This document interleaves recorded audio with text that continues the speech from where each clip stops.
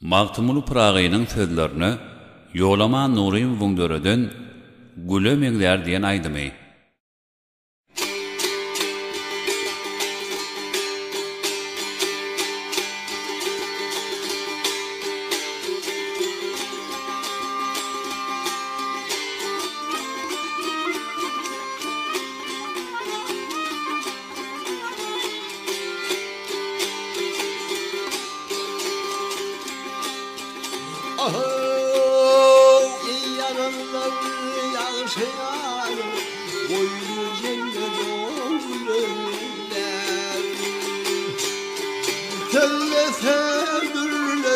Şeyler dinler benimler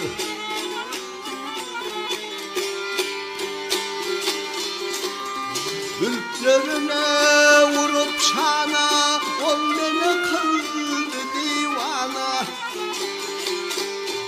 Böyle olmuş hemen pervana yandım tenim oldu önümler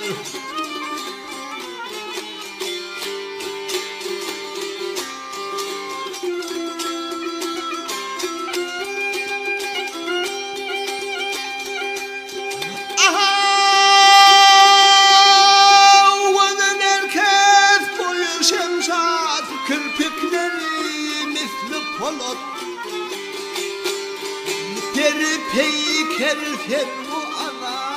defte defte yolumdan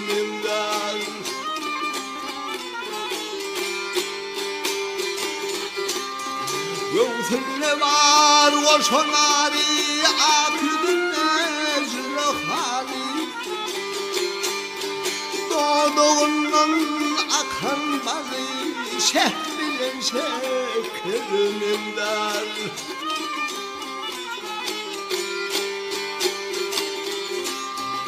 Malkımını boldum harap İfte tapman o yar torak Oturuşum yolu karap Yol tapmayan o körümünden Oturuşum yolu karap Yol tapmayan o körümünden